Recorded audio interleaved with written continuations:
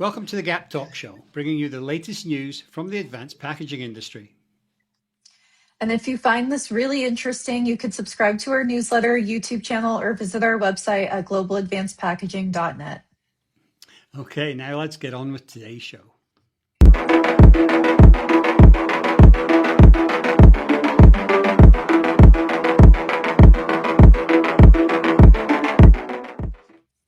Hi, Gillian. It's good to be back with you again.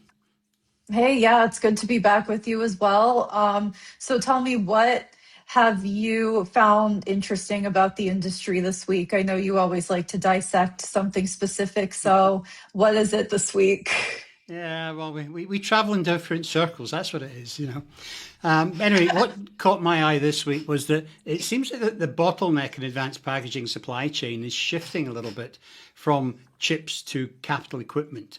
I'm not saying there's not a shortage in chips, but of course there is. But the capital equipment is also becoming an issue because according to a recent report in ET News, mainstream equipment manufacturers such as Applied Materials, ASML, Lam Research, Tokyo Electron, and KLA, which essentially make up for around 70% of the global market, have stretched their lead times by a factor of 1.5 to 2 times. So to put that into some kind of perspective, we're talking about lead times extending from 12 months up to 18 months, and in some cases 2 years. ASML is a very well-known case because where lead times are already sitting there at 2 years. There's some concern in the industry that this may open the door for some manufacturers to consider alternative Asian equipment. This may be suitable for some advanced packaging projects with higher tolerance requirements, for example, and they don't need the really high-end stuff. We've all read the stories about China trying to rapidly invent a low-cost EUV lithography machine, so it's watch this space. Anyway, that was what caught my eye this week. Okay, moving on from that, Counterpoint Research just published a report looking at what they're calling a $1 trillion bottleneck in AI hardware. This bottleneck refers to the battle between TSMC's CoWoS and Intel's packaging lineup to break through the memory wall. Exactly. This report just came out this week, and Counterpoint is estimating that over 130 million AI GPUs and ASIC with advanced packaged memory will ship over the next 5 years, which will drive nearly $2 trillion in compute revenue. But right now, TSMC's CoWoS interposers they're facing steep yields, high package costs, and manufacturing capacity constraints. Right. 2 trillion. Wow, that's crazy. It's impossible to get your head around these numbers, isn't it? I mean, I know, seriously. Like, these are numbers that we've never seen before. How many zeros is that? I mean, I haven't a clue. I mean, it's ridiculous. The limited capacity is creating an opening for alternatives. Counterpoints highlighted how Intel is positioning 3 distinct solutions to challenge CoWoS.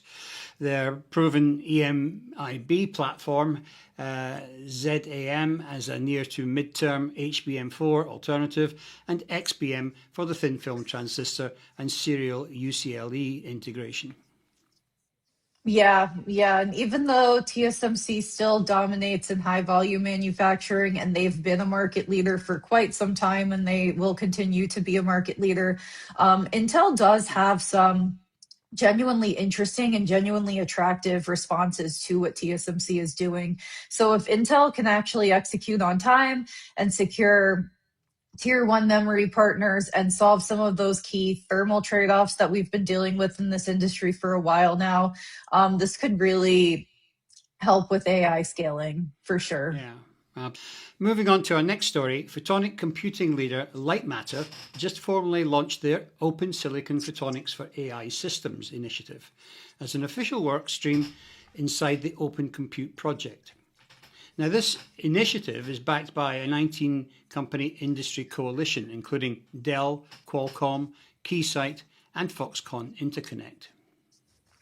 Yep, and earlier this year, that coalition published a 300-page white paper outlining an open reference architecture for co-packaged optics. So The core objective of that is to give hyperscalers a standardized blueprint so they can scale AI clusters eventually up to 100,000 XPUs. That's crazy. Some of these numbers, wow, without being locked into a single vendor's optic technology.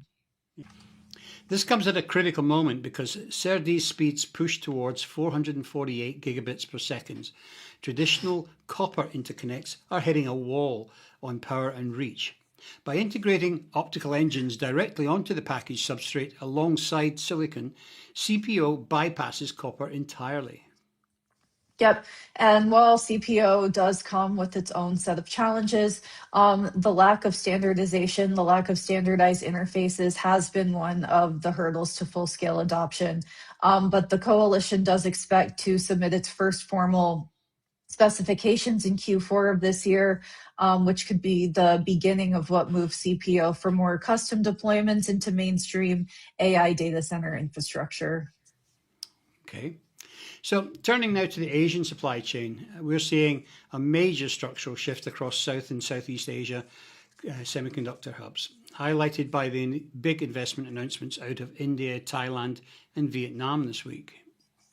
Yeah, right. Starting with India, their government just announced that 5 to 6 major semiconductor projects are expected to reach full commercial production by the end of 2026. And 3 projects cleared under the first phase of the India semiconductor mission have already begun commercial operation. Okay. And India is doubling down with its ISM 2.0.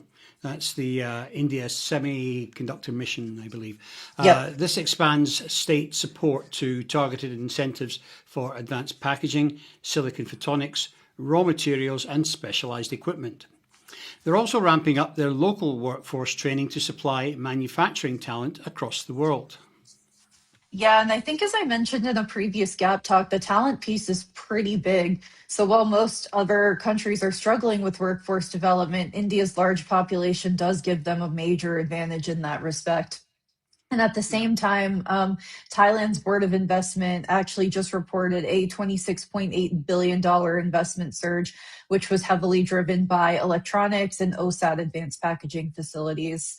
And then wrapping up the Asia section, furthermore, the Bac Ninh province in Vietnam also reported their semiconductor investments in that region have now crossed into 2.7 billion, and that's mostly driven by Amcor, or largely driven by Amcor.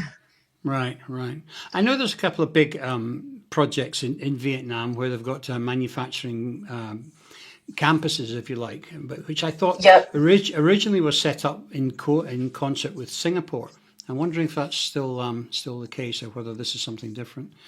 But there's definitely a pattern here. As manufacturers look to de-risk their supply chains outside of the US and China, Southeast Asia is positioning itself to become a viable alternative for advanced packaging and assembly.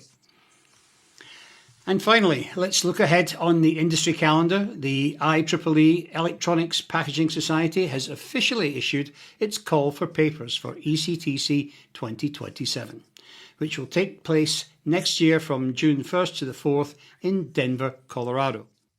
Yep, and abstract submissions officially open this week, and they'll close on October 5th. This next conference is actually supposed to be pretty big. Conference organizers are expecting over 2,500 people to attend, and IEEE is also inviting proposals for its professional development courses, and the submission deadline for that is October 19th. Great. Well, that's it for this week. If you like this podcast, please like and subscribe on YouTube, and remember to share this with your friends in the industry.